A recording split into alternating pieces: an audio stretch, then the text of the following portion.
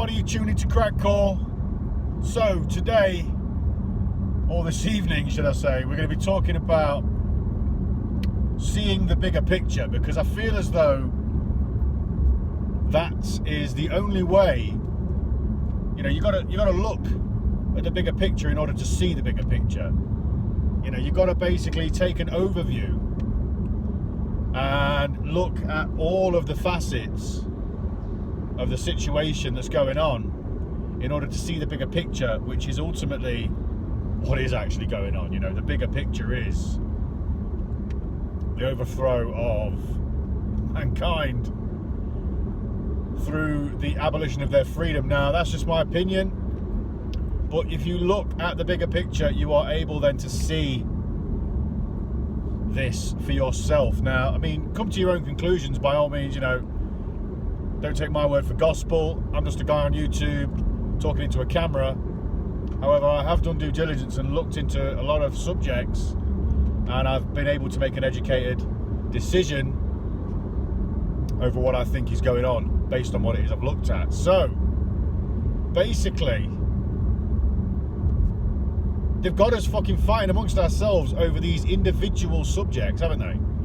You know, people are saying, oh, you know, the Roro situation that's going on at the minute, people are saying, oh, it's because of this, or it's for this, or, you know, this is the motivation behind this or that. Well, you see, that's where they've got us hook, line and sinker, because so long as we're fighting over one or two of these different little things, we're never actually going to see the big picture, are we? Because we're too busy disputing these small things, which is, you know, whether or not it's because of this, whether or not it's because of that. I'm not going to go into the specifics of these things, because ultimately, you know, I've gone through all of these things on other videos. You know, I will just mention a couple of things though. A lot of people say it's about money. Now, yes, of course it's about money for these people. They are making a lot of money from this present situation. You know, they do say never waste a crisis. So ultimately, that is one of the things. So you can see the kind of situations I'm talking about when people argue over the subjects. You know, it could be all about the prick, you know, the old prick in the arm. People say, oh, it's about that. People say it's about microchips. People say it's about this and that. Ultimately, it's probably about them all. And I think until we are able to put down our differences and stop fighting amongst ourselves over these small issues, these singular issues, then we're never ever going to be able to see the larger picture of what is actually going on, because they quite possibly all relate back to what it is, you know, the actual truth of the matter. Now, I was speaking to somebody today while I was at work, and I mentioned a few things to him. You know, I mentioned a couple of aspects of, you know, the tyranny, and just kind of said in, you know, plain terms why people should kind of be questioning this and people should be questioning that. And then said, if you look at all of these points all in one go and look at how they relate to a bigger picture, and how the people that are involved with all of these different things are involved with each other in different ways, and therefore how they would benefit not only individually but collectively from all of these different things, and where on a global scale that could potentially be leading us. You know, once you look at that, you can start to see a bigger picture of what's going on. And it's about control, isn't it? I mean, it's all about control. That's just my opinion. This is a short video because I just wanted to point that out, that it's of utmost importance that if you are a person that is not wanting to look at any of this, or you're arguing with people over small, you know, singular facets of this, then try and see the bigger picture. Try and look at more of these things and look at how they would relate. If you are a person that can already see this, oh, it's just gone really dark as I'm driving under this canopy of trees.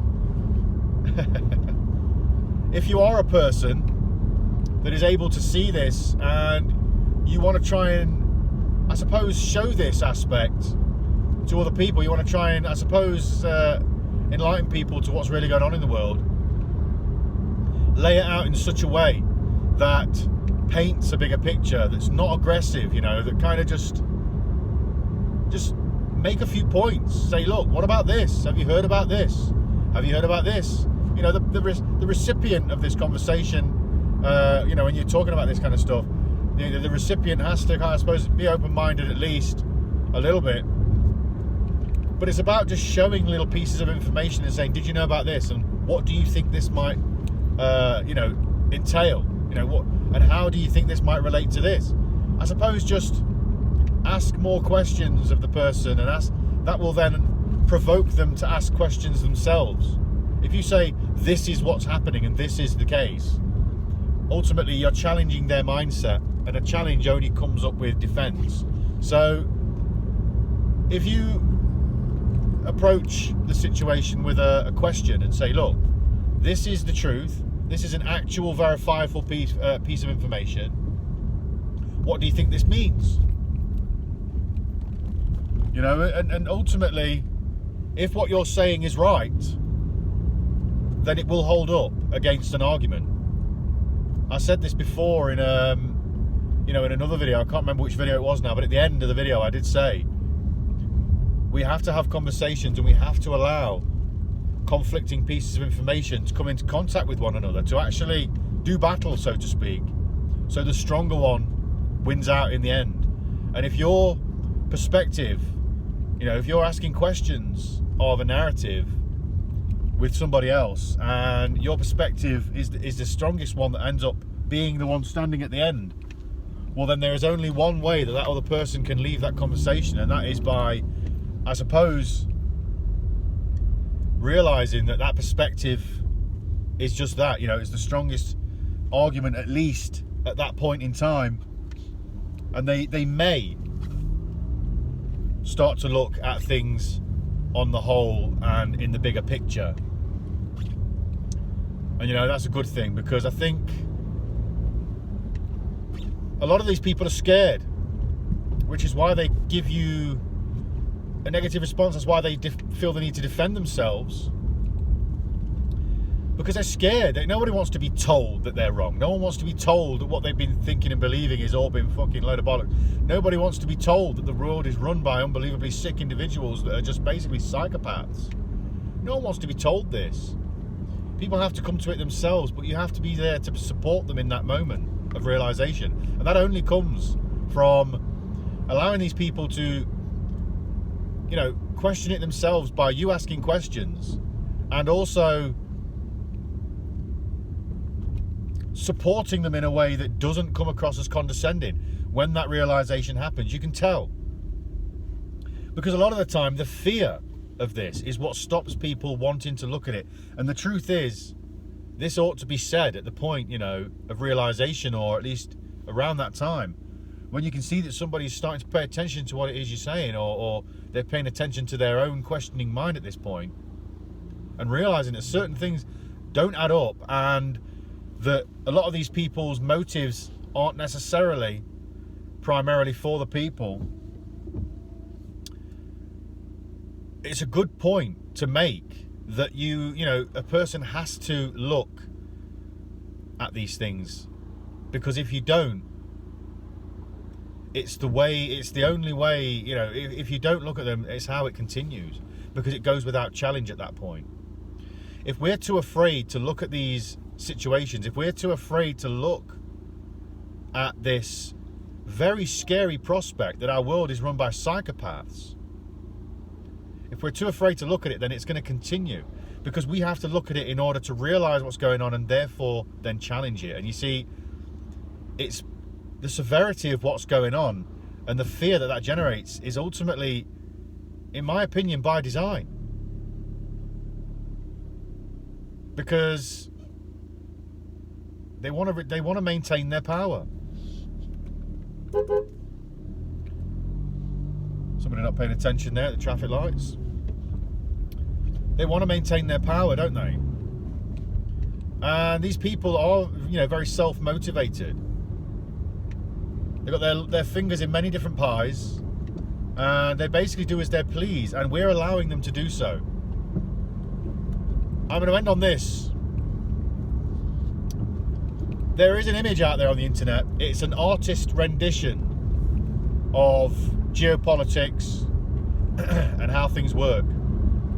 It's a very good artistic rendition. It's probably quite famous. I'm going to mention it. You'll probably realise you've seen it before. But it's what it represents that is the key. It's a painting of some old rich men in suits sat around a table playing Monopoly or some other game that's very similar. And the tabletop is held up not by table legs but by human beings hunched over, and the tabletop is resting on their backs. And what this stands for is, all it takes is for people to stand up and the game is over. And on that note, I'm going to wish love and peace to all things everywhere. This is Cragcore. I'm going to sign off here. I hope you've enjoyed this video. I've enjoyed making it. Thank you for the likes and the shares. Peace.